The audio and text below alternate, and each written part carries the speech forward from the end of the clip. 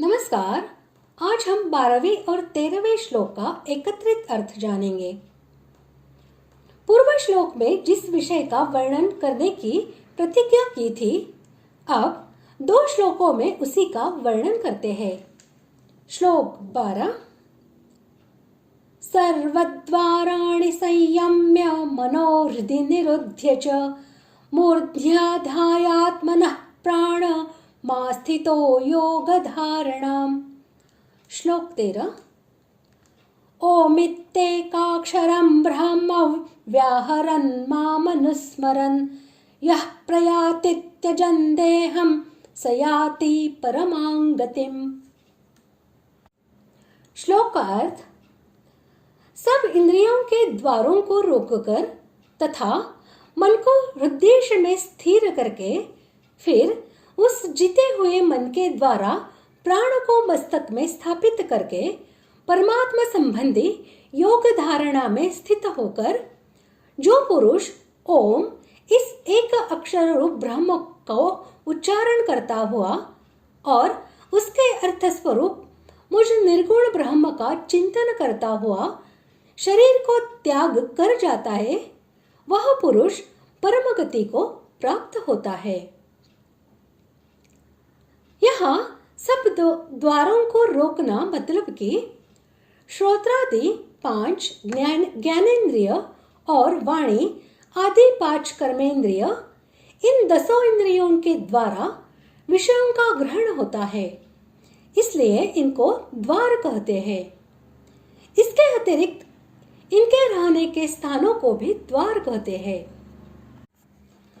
इन इंद्रियों को बाह्य विषयों से हटाकर अर्थात देखने सुनने आदि की समस्त क्रियाओं को बंद करके साथ ही इंद्रियों के गोलोकों को भी रोककर इंद्रियों की वृत्ति को अंतर्मुख कर लेना ही सब द्वारों का संयम करना है। इसी को योग शास्त्र में प्रत्याहार कहते हैं। नाभि और कंठ, इन दोनों स्थानों के बीच का स्थान, जिसे हृदय कमल भी कहते हैं और जो मन तथा प्राणों का निवास स्थान माना गया है, वृद्देश है और इधर उधर भटकने वाले मन को संकल्प विकल्पों से रहित करके हृदय में निरुद्ध कर देना ही उसको हृदयेश में स्थिर करना है। प्राणों को मस्तक में स्थापित करने के लिए कहने का अभिप्राय यह है कि मन को हृदय में रोकने के बाद प्राणों को ऊर्ध्वगामी नाड़ी के द्वारा हृदय से ऊपर उठाकर मस्तक में स्थापित करने के लिए कहा गया है। ऐसा करने से प्राणों के साथ साथ मन भी वहीं जाकर स्थित हो जाता है। उपर्युक्त प्रकार से इंद्रियों का संयम और मन तथा प्राणों का मस्तक में भली भांति निश्चल हो जाना ही योग धारणा में स्थित रहना है। आत्मना पद से यह बात दिखलाई गई है कि यहाँ परमात्मा से संबंध रखने वाली योग धारणा का विषय है। अन्य देवतादि विषयक चिंतन से या प्रकृति के चिंतन से संबंध रखने वाली धारणा का विषय नहीं है। 10वें अध्याय के 25वें श्लोक में भी ओंकार को एक अक्षर कहा गया है। इसके अतिरिक्त यह अद्वितीय अविनाशी परब्रह्म परमात्मा का नाम है और नाम तथा नामी में वास्तव में अभेद माना गया है।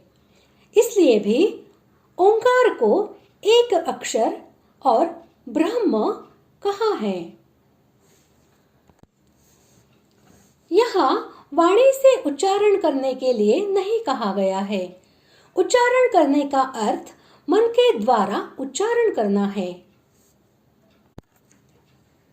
यहाँ ज्ञान योगी के अंतकाल का प्रसंग होने से माम पद सच्चिदानंद घन निर्गुण निराकार ब्रह्म का वाचक है। चौथे श्लोक में इस शरीर में अधियज्ञ मैं ही हूँ, इस कथन से भगवान ने जिस प्रकार अधियज्ञ के साथ अपनी एकता दिखलाई है, उसी प्रकार यहाँ ब्रह्म के साथ अपनी एकता दिखलाने के लिए माम पद का प्रयोग किया है। निर्गुण निराकार ब्रह्म को अभेद भाव से प्राप्त हो जाना परम गति को प्राप्त होना है। इसी को सदा के लिए आवागमन से मुक्त होना, मुक्ति लाभ कर लेना, मोक्ष को प्राप्त होना अथवा निर्वाण ब्रह्म को प्राप्त होना कहते हैं। इस प्रकार आज हमने 12वें और 13वें श्लोक का अर्थ जान लिया है।